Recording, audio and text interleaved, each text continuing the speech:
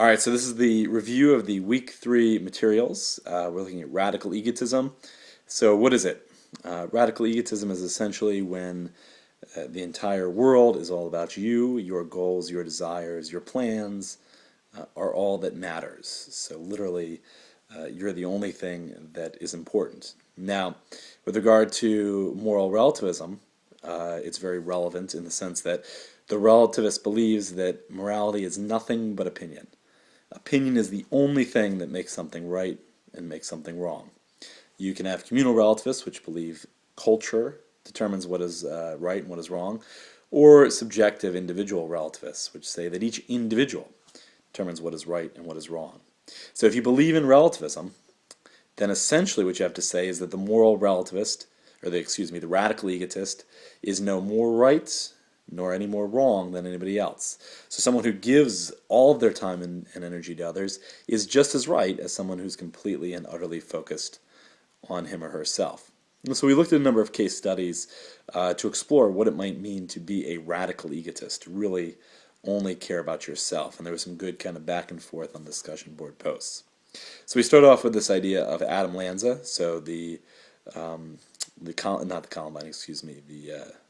Newtown killer, and went into a school, shot up 26 kids, and destroyed, obviously, the lives of those kids as well as their families. So that's what he did. Now, he's a radical egotist in the sense that, look, and you guys mentioned this in your post, he was literally willing to discard the lives of others to accomplish his goals. He was willing to kill these kindergarten kids, these first-grade kids, as well as kill his own mother. And there's two kind of goals that he could have been pursuing. One is the video game goal, the video game hypothesis. The other is the glory killer motive. Most of you got the video game hypothesis. Very few of you got the glory killer motive. The video game motive essentially says, look, he wanted to live out a video game. He wanted to pretend like he was the star of one of these violent shoot-'em-up games like Call of Duty or something. The glory killer motive is a little bit different. It says that essentially what he wanted to do was to be remembered. He wanted to go down in history as one of the most horrific killers that the world has ever known. And to that end, he accomplished his goal. He is remembered. People recognize Newtown and Adam Lanza. But regardless of which goal you think ultimately drove him to this act, it was literally all that mattered. Literally that goal was the only thing important. And in terms of the value of the other, the radical egotist believes that all others are only valuable if they help him or her accomplish his goal. So someone who helps you accomplish your goal is valuable. Someone who does not help you accomplish your goal is not valuable or useless. And in terms of Lanza, literally the only value that these other people had for him were his corpses, were his body counts to further his own agenda. Now, in terms of the immorality, the question of whether he's immoral or he's not immoral, one of the posts said, well, he's immoral because he clearly violated cultural norms. But I think, if that's the only reason he's immoral, you're still at the level of relativism, because theoretically a culture could accept this kind of action. So most of you, I think, recognized and you said, look, he's wrong at a more fundamental level. And if you say he's wrong at a fundamental level, what you're essentially saying is that moral relativism is untrue, at least in its subjective form and its radical form.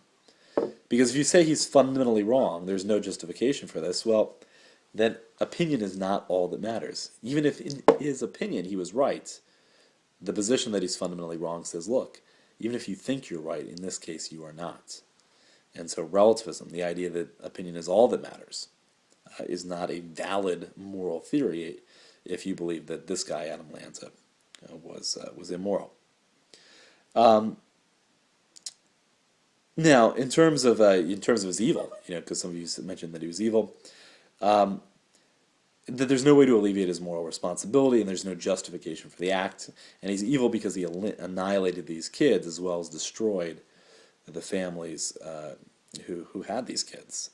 Now, I think the one question with Lanza is whether or not you think he is morally responsible. Some people said he's insane. that he really thought he was living out a video game, or that he was literally unable to tell fantasy from reality.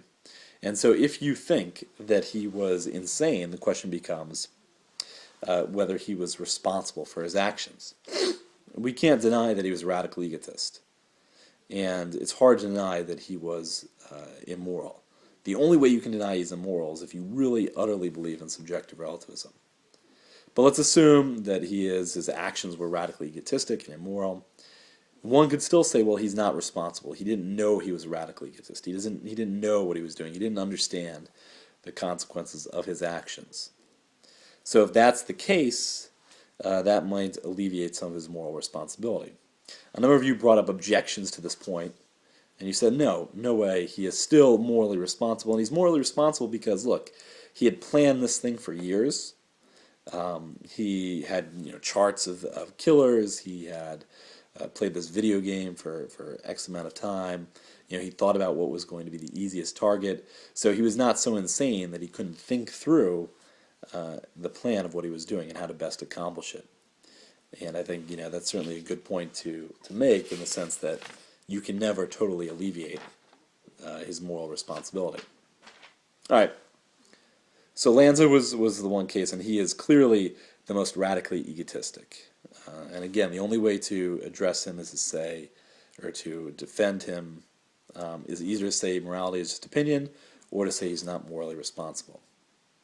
The second case is the Westboro Baptist Church. So here's this guy, led this church. He's a pastor. It's out in Kansas. And essentially what he does is he goes around and he protests at the funerals of military soldiers.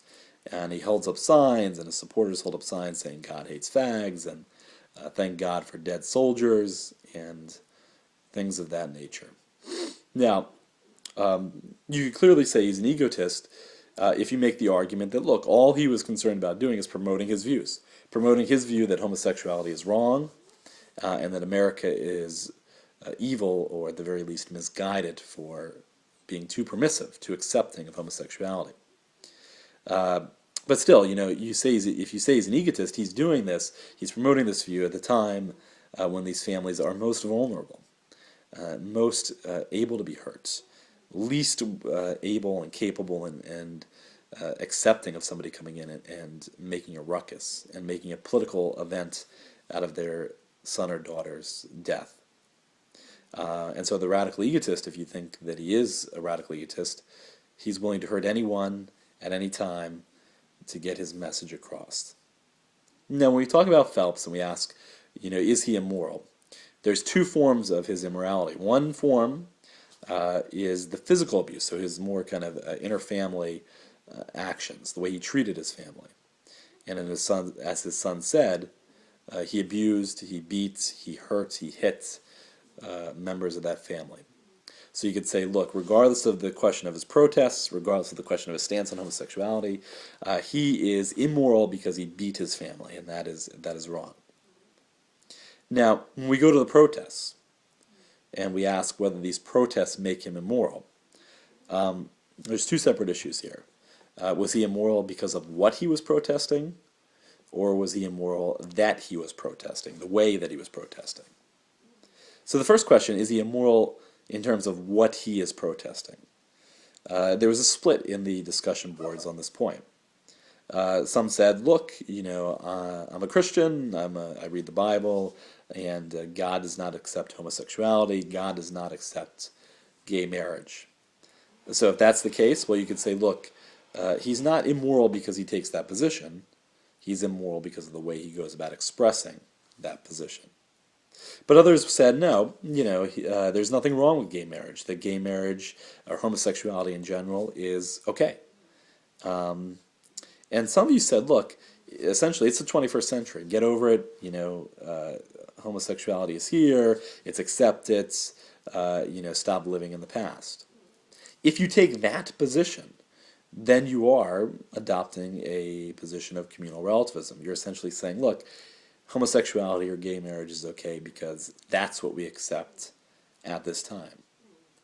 But you can also take a different position and say homosexuality is a fundamentally legitimate form of human relationship, and homosexuals deserve to be allowed to enter into the institution of marriage to recognize a loving and committed relationship. In this case, homosexuality or gay marriage would be morally legitimate, not because it's just what we believe now, but because this lifestyle and the people that adopt it are morally justified in doing so. Now, the question of the protest, was he wrong? So, one question is what he was protesting, is that right, is that wrong?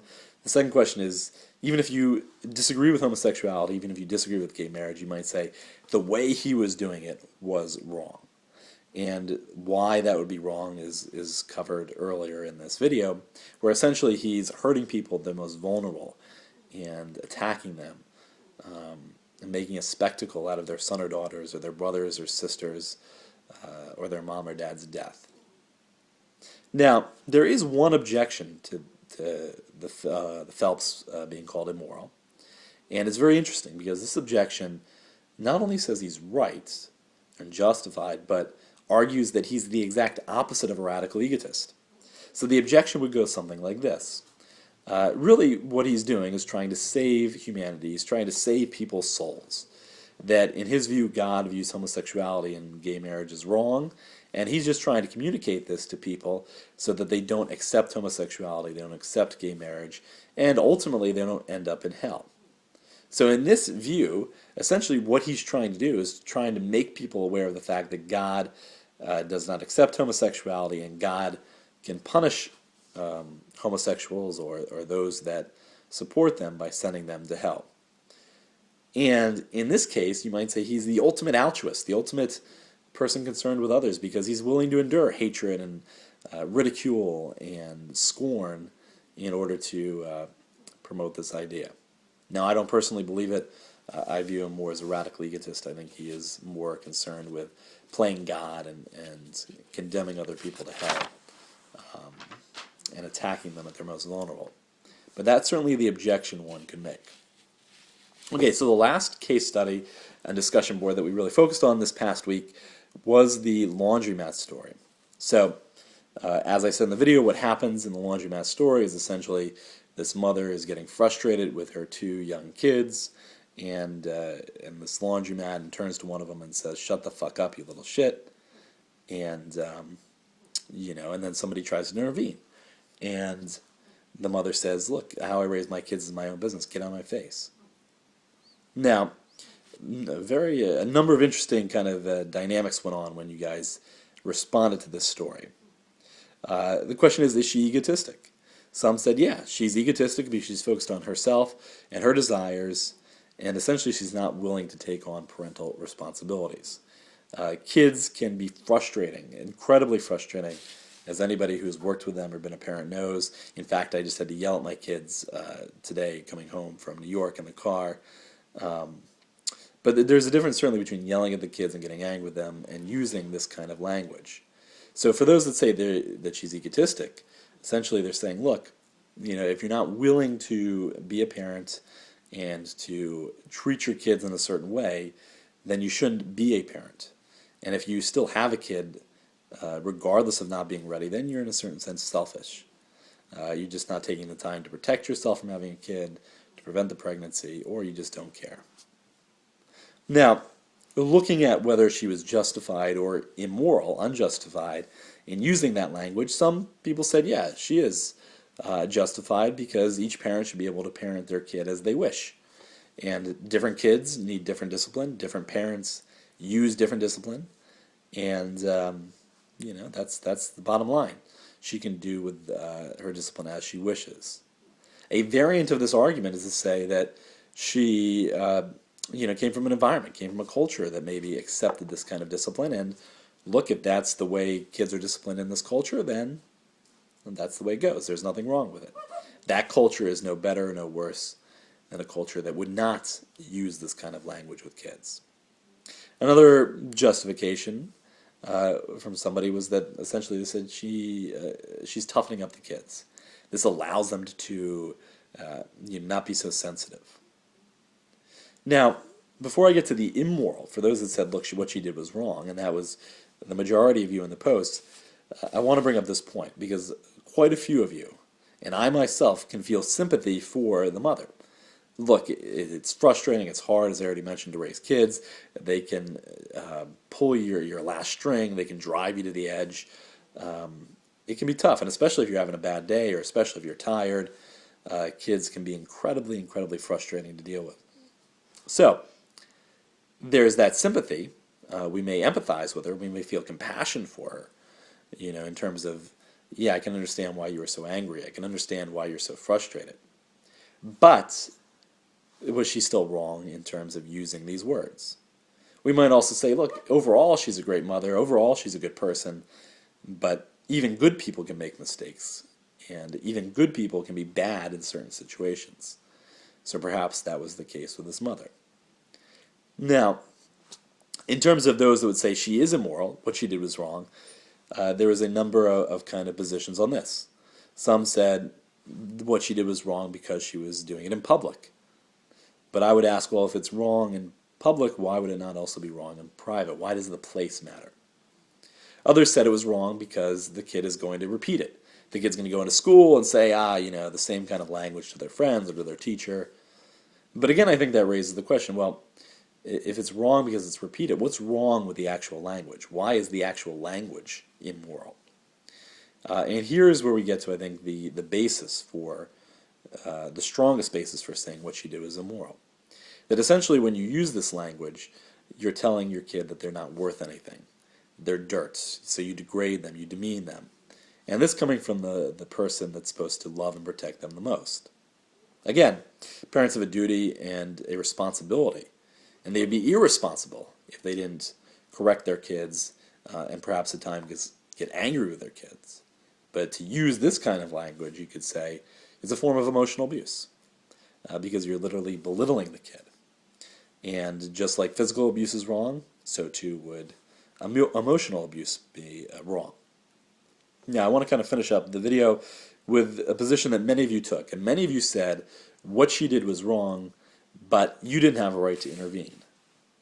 In the end, the mom's got to make the decisions the mom's got to make, and the mom's got to parent the kid like the mom needs or feels like she has to parent the kid. But I think this is just a contradictory, incompatible position.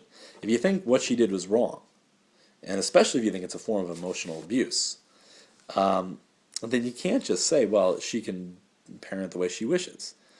If it's a form of emotional abuse, just like physical abuse, the parent shouldn't do it and should be told not to do it.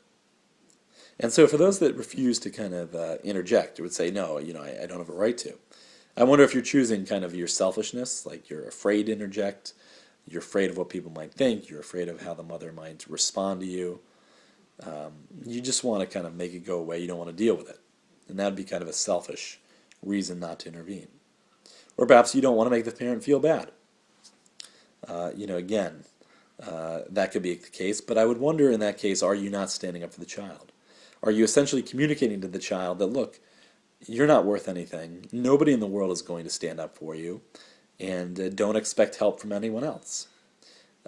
So by not intervening, by not interjecting, by not doing something, is the message to the child further communicated that he or she is worth nothing. All right, so all those were cases that studied this idea of egotism, that studied this idea of self-absorption, and really asked you to think. If you reject what the people in these stories did as being immoral, as being wrong, then you can't be a relativist, at least in the subjective sense, because you ultimately don't believe morality is just a matter of opinion.